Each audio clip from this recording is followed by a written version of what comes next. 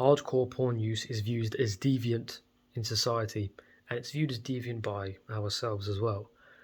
When you catch yourself watching some hardcore shit that you really don't want to be watching, and you do it for a long amount of time, you look at yourself with shame afterwards, right?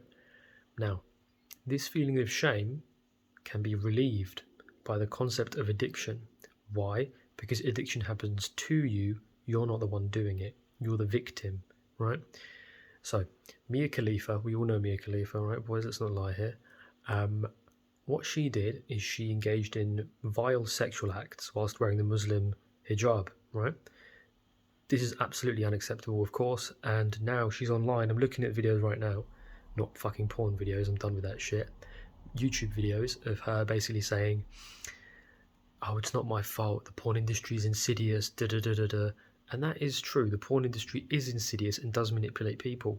But she is failing to realise that she is an agent who is responsible for every action in her life with complete free will, right? Now, I'm not denying that manipulation doesn't occur, but I want to draw a parallel. There is some element of responsibility here. The difference between Mia Khalifa, who was supposedly emotionally manipulated, and yourself, a porn user, is that you, right, you have full freedom. Now, if Mia Khalifa disconnected from all of that manipulation, she too would have full freedom, right? You can take full responsibility here and ditch the concept of addiction and realise you are completely free to change. This is true, right? Addiction doesn't happen to you. Addiction isn't real. You actively choose to use porn every single time because of the benefits you see in it. Same happened to Mia Khalifa. She was promised this lavish life. She was promised self-esteem. She didn't get it, but that's what she was promised. And she made that decision using her own decision-making faculties in her mind, of which we all have it. We all have it. There is no concept of addiction. All addiction does is it shifts the blame onto something else. It explains why you have problematic use, right? Just because use is problematic doesn't mean you aren't doing it to yourself. There are so many activities which we don't consider addiction, like going to the cinema. We choose to go to the cinema, but with porn addiction, because it's deviant, that means we somehow must not be in control. We are in control. We choose to do it, right? Mia Khalifa, you think to yourself, why would a woman suck dick wearing the hijab? Why would any person do that?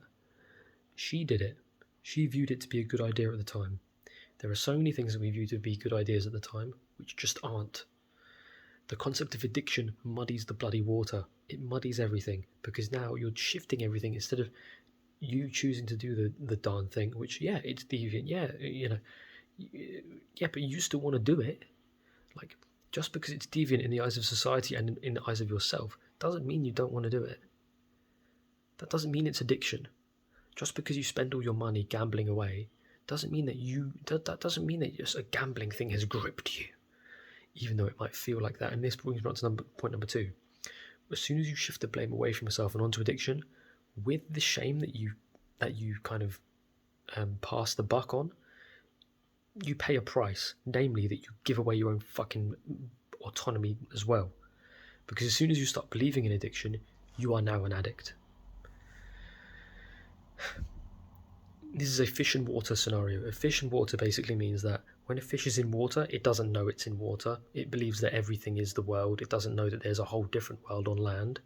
And so as an addict, it's the same. As an addict, with the belief of addiction, you're in a position where in your world you believe in addiction, and you believe in it such that you actually think it's true. That's what a belief is, right? You think it's actually true. There's no doubt in your mind. Now, that's why it's hard to question such a belief, right? That's why it's hard to question any strong belief. You don't see hardcore religious people questioning their own religious beliefs. They can't bear themselves to do it, right? With addiction, question it like fuck. Radically. Open your mind until it won't open anymore. Look at the darn problem, realise you are totally free to change. Question the benefits of use. Consider that you could be happier without it. It's amazing when you live this life. When you live this life, addiction is a self-created prison. create your own fucking prison. Initially, you get suckered into it because you think it's true because so many people talk about it, and you just believe authority bias. You believe people that are above you or have been on this journey for longer in the forums and on YouTube. So there's authority bias, and there's also this shifting the blame. Right now, as men, young men, we don't want to do this. We're all on the same boat here. We're all big fans of taking responsibility, and this is just one of those things, right? It's insidious because, again, it's a belief, and we all got suckered into this shit. But I believe that if we can actually